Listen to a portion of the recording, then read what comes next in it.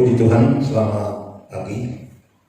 Selamat kita merayakan Paskah atau hari kemenangan kita, di mana Yesus yang telah lahir, kemudian dia menderita, mati di kayu salib, dan dikuburkan.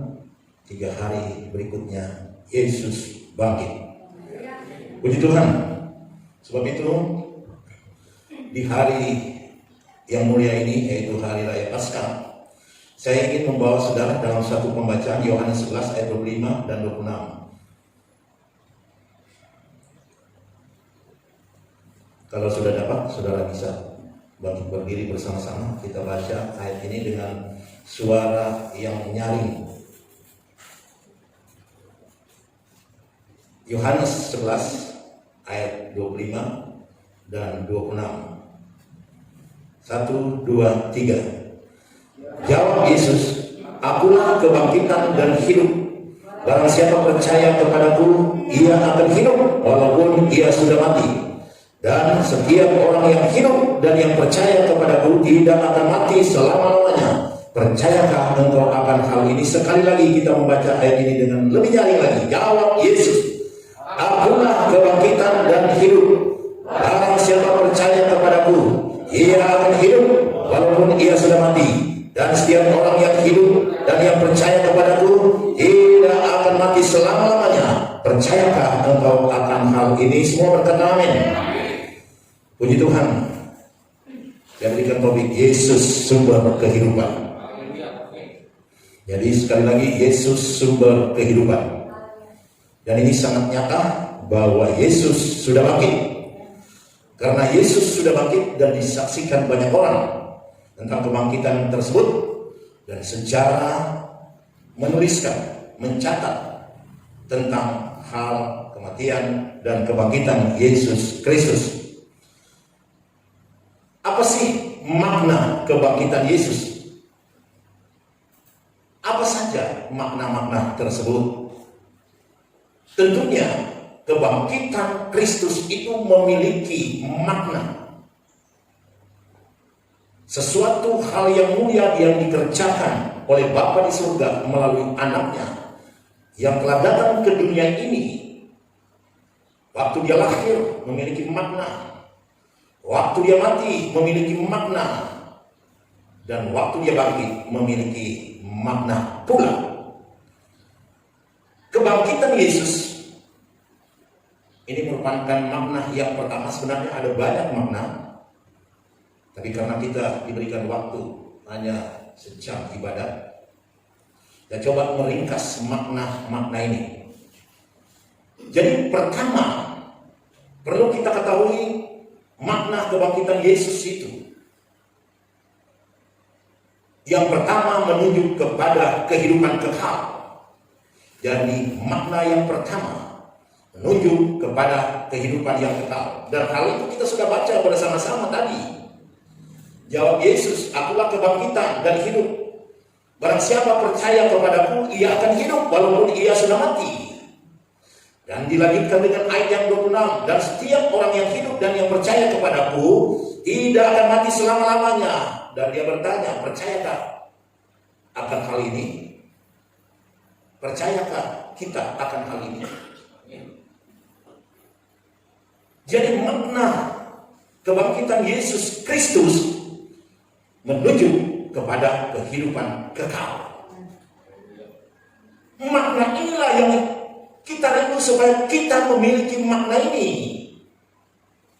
Kita miliki kehidupan kekal melalui Yesus Kristus dan melalui perkataannya. Waktu dia menyampaikan ini, waktu Lazarus meninggal dan kemudian dibangkitkan oleh Yesus Kristus. Saudara-saudara Lazarus, Maria dan Marta sangat bersedih. Dan untuk meyakinkan mereka, Yesus berkata, "Akulah kebangkitan dan hidup." Sama juga dengan kita ini. Kita harus percaya kepada kebangkitan Yesus Kristus, dan dia adalah kebangkitan untuk kita juga. Dan kepercayaan inilah yang akan membuat kita memiliki semua kehidupan yang dijanjikan melalui kebangkitan Yesus Kristus tersebut. Dan kita harus percaya akan hal tersebut. Dan kedua, yang perlu kita ketahui, bahwa kebangkitan Kristus itu menunjuk dan membuktikan bahwa Yesus itu adalah Allah. Yohanes 20 ayat 27 dan 28. Dikala seorang muridnya yang bernama Thomas ragu-ragu tentang Yesus Kristus yang sudah menampakkan diri pada waktu itu, dan kemudian ia berkata kepada Thomas, "Taruhlah jarimu di sini dan lihatlah tanganku, ulurkanlah tanganmu dan cucukkan ke dalam lambungku, dan jangan engkau tidak percaya lagi, melainkan percayalah." Apa jawab Thomas? Thomas menjawab dia, "Ya Tuhanku dan Allahku." Jadi kebangkitan Yesus Kristus itu menunjuk bahwa Yesus itu adalah Allah. Dan ini adalah pengakuan dari Thomas, murid Kristus yang tadinya dia tidak percaya bahwa Yesus itu bangkit. Karena pertemuan Yesus dengan murid-murid pada minggu yang lalu dia tidak hadir. Dan dia ingin bukti. Setelah bukti itu nyata di dalam pandangannya, kehidupannya, maka Thomas setelah mendengarkan hal itu, timbul satu keyakinan di dalam hidup Thomas. Iman Thomas itu bangkit dan pengertian tentang Yesus Kristus itu datang kepadanya. Sehingga dia berseru, "Ya Tuhanku dan Allahku." Ya Tuhanku itu ditujukan kepada Sang Mesias yang berbicara kepadanya, "Tusukkan jarimu di lambungku dan jangan lagi engkau tidak percaya, melainkan percaya."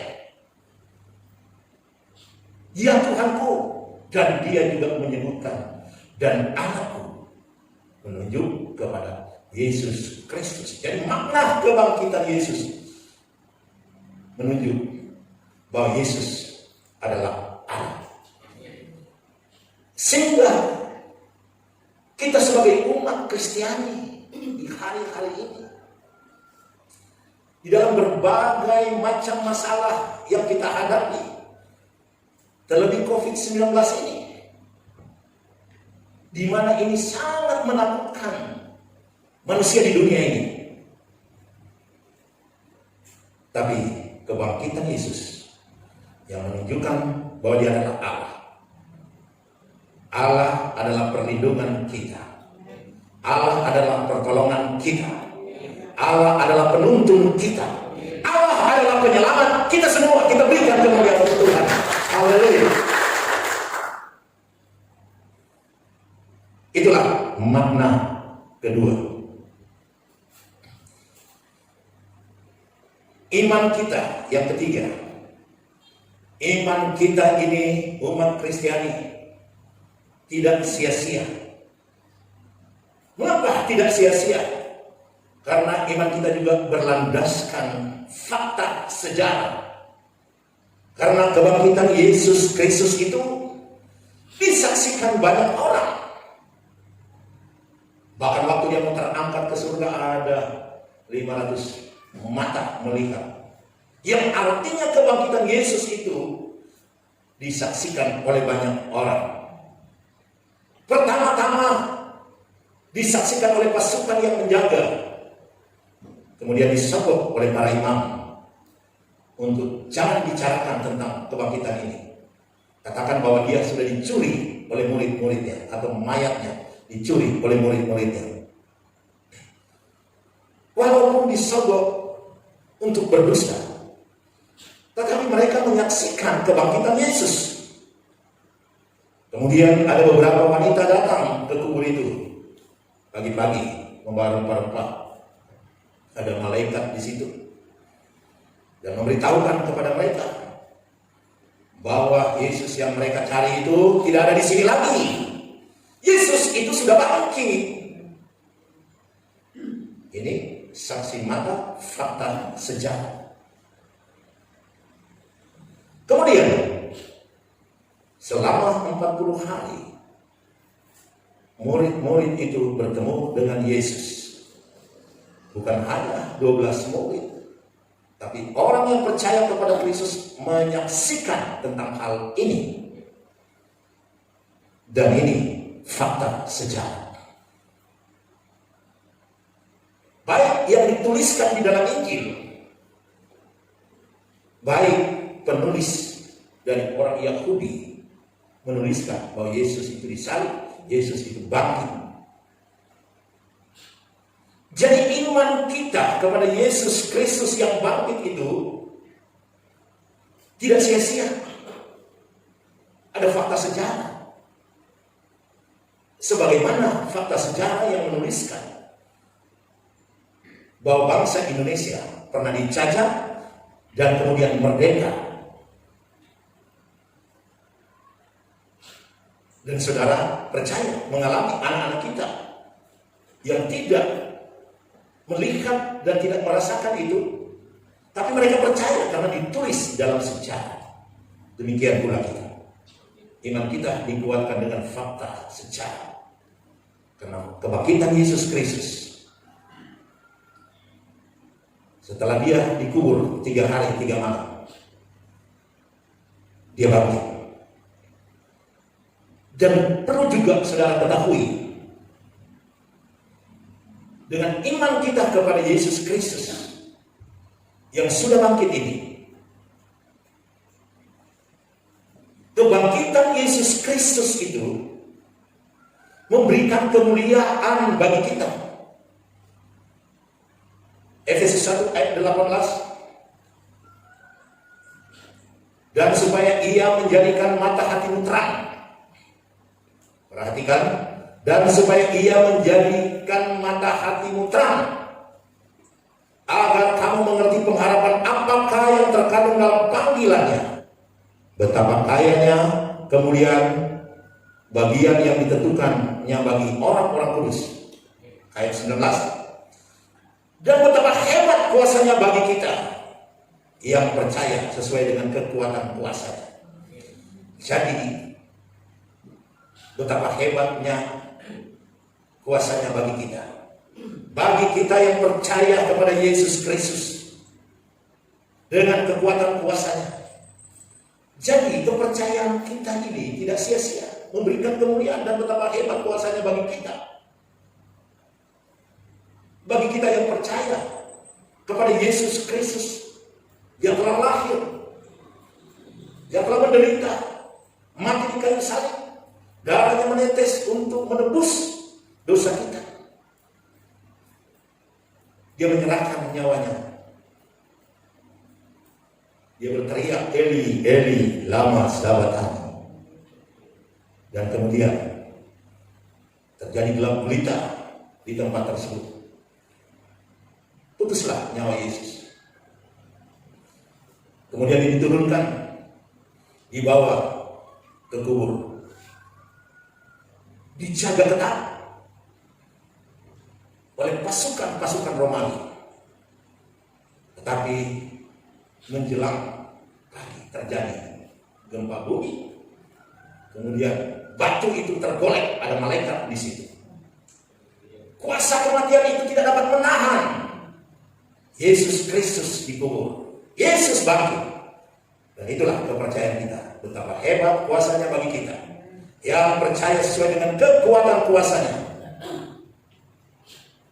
Dia dikatakan ayat 20, yang dikerjakannya di dalam Kristus dengan membangkitkan dia dari antara orang mati dan mendudukan dia di sebelah kanannya di surga. Jadi betapa mulianya kita sebagai anak-anak Tuhan.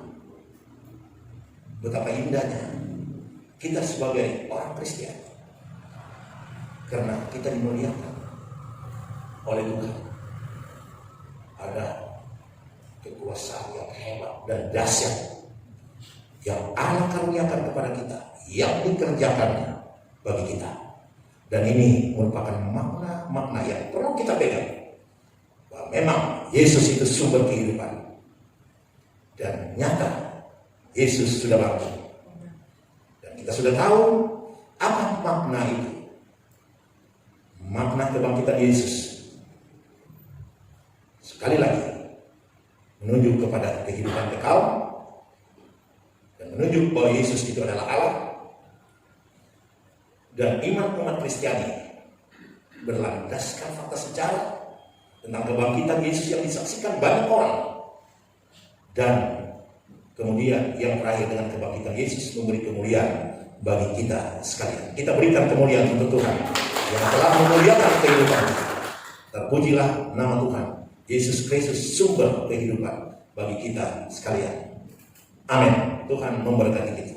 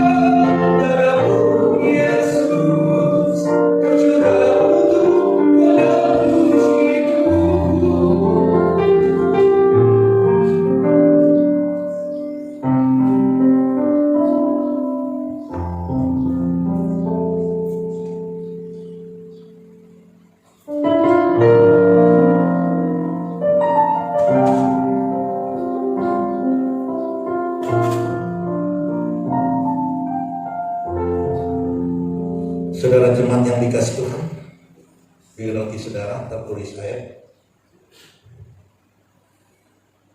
Di sini Khotbah 3 ayat 11, Tuhan membuat segala sesuatu indah pada waktunya.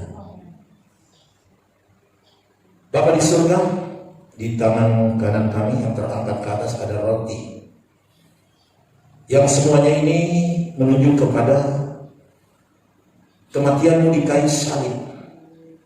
Tubuh-Mu tercabik-cabik, darah-Mu tertumpah ke bumi ini, baik itu melalui tangan kiri, kanan, kaki, lambung.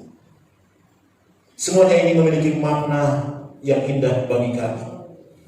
Sebab itu melalui tubuh-Mu yang tercabik-cabik di tangan kanan kami ini yang kami angkat ke atas ada roti, di mana tubuh-Mu ada bilur-bilur-Mu.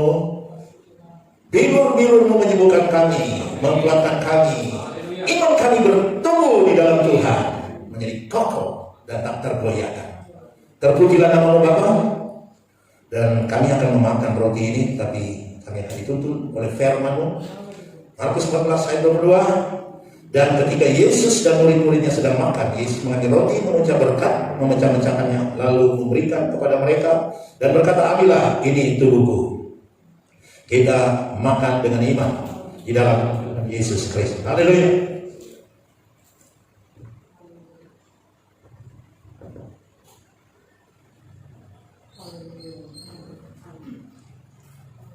Terima kasih Bapak buat kasih anugerah Tuhan. Kami boleh bersama-sama di tempat ini mengakui bahwa tubuh-Mu yang tersobek-sobek, dicabut, bahkan dipaku, bahkan ditombak lambung-Mu, memiliki khasiat dan makna yang indah bagi kami, di mana kami boleh menerima semuanya ini dengan iman. Ada kekuatan rohani bangkit dalam kehidupannya, sehingga kami menjadi umat Tuhan yang kokoh di dalam Tuhan. Kami lanjutkan di tangan kanan kami yang kami angkat ke atas. Ada cawan yang berisi air anggur.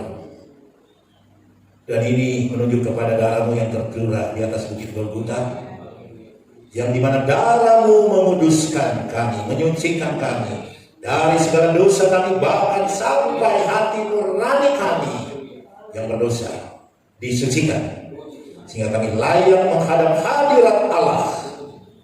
Sebab itu kami akan meminumnya dituntun dengan firman. Sudah itu ia mengambil cawan, mengucap syukur, lalu memberikannya kepada mereka, dan semuanya minum dari cawan itu. Dan ia berkata kepada mereka, inilah darahku, darah perjanjian yang ditumpahkan bagi banyak orang.